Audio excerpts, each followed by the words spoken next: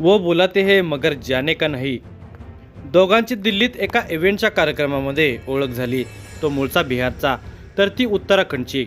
दोघांना व्यायामाची आवड, तेथूनच त्यांनी अशा एका कामाची निवड केली की तोंड दाबून बुक्क्यांचा मार खाल्ला तरी समोरच्या व्यक्तीला कोणाला काही सांगता येत नव्हते आणि बोलता येत नव्हते। त्याचाच फायदा घेत या दोघांनी अनेकांना आपल्या जाळ्यात अडकवून त्यांची शिकार केली। त्यासाठी दोघे दिल्ली ते मुंबई असा विमानाने प्रवास करत होते। मात्र सामाजिक सुरक्षा विभागाच्या निदर्शनास हा प्रकार आला आणि दोघांचे बिंग फुटले। सविस्तर माहिती बघण्या अगोदर तुम्ही जर ह्या चॅनलवर जर नवीन असाल तर आपल्या चॅनलला नक्कीच सबस्क्राईब करा। तर झाले असे, डेटिंग ॲपद्वारे संपर्क साधून हनी ट्रॅपद्वारे आंबट शौकीनांना लॉजवर बोलावून मारहाण करीत लुटणाऱ्या बंटी बबलीला गुन्हे शाखेच्या पथकाने तुर्भे मुंबई येथून बेड्या ठोकल्या। नितीश नवीन सिंग, वय वर्ष 28, राहणार मूळ बिहार, सध्या दिल्ली, आणि कविता उर्फ पूजा नवीन चंद्र भट, वय वर्ष 28, राहणार उत्तराखंड, दिल्ली, अशी दोघांची नावे आहेत। आतापर्यंत या दोघांनी पुण्यातील तिघांना आपल्या ट्रॅपमध्ये अडकवून लुटले आहे। त्यामध्ये काही व्यावसायिक आणि कर सल्लागारांचा समावेश आहे।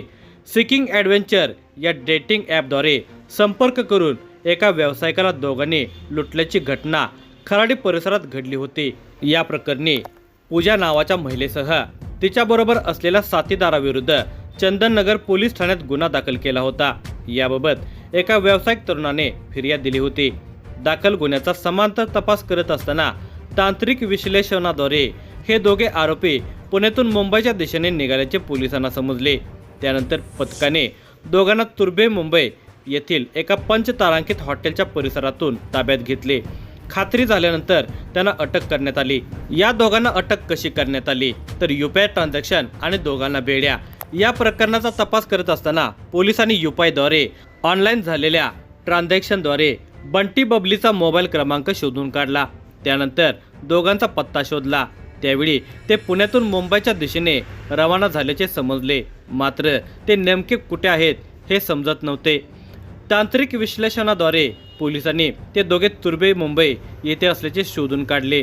त्यानंतर गुन्हे शाखेच्या पथकाने स्थानिक पोलिसांची मदत घेत एका पंचतारांकित हॉटेल परिसरातून त्यांना ताब्यात घेण्यात आले। त्यांच्याकडे केलेल्या चौकशीत सुरुवातीला दोघांनी उडवडीची उत्तरे दिली। मात्र पोलिसी खाक्या दाखवताच दोघांनी गुन्ह्याची कबुली दिली होती। बंटी आणि बबली करेक्ट कार्यक्रम कसा करायचे तर आरोपी कविता उर्फ पूजा ही डेटिंग ॲपद्वारे समोरच्या व्यक्तीसोबत संपर्क साधायची। त्यानंतर फोटो पाठवून समोरच्या व्यक्तीला घायाळ करायची। एकदा का तो जाळ्यात अडकला की त्याला हॉटेलमध्ये खोली बुक करण्यास सांगत असे। भेटण्याचा दिवस ठरल्यानंतर ती तिथे जात होती। खोलीत तिने प्रवेश करताच तिचा साथीदार नितीश तेथे यायचा। त्याने आत प्रवेश करताच दोघे समोरच्या व्यक्तीला बेदम चोप देत असत। त्यानंतर त्याला विविध प्रकारच्या धमक्या देऊन त्याच्याकडील रोख रक्कम आणि सोन्याचा ऐवज लंपास करत होते। सदर या घटनेच्या तक्रारी का दिल्या नाहीत तर या दोघांनी अनेक आंबट शौकीनींना आपल्या जाळ्यात अडकवून लुटले आहे। प्रश्न डेटिंग ॲप, लॉज, हॉटेल आणि पुन्हा त्यात मारहाणीचा असल्यामुळे तक्रारदार शांत बसत होते।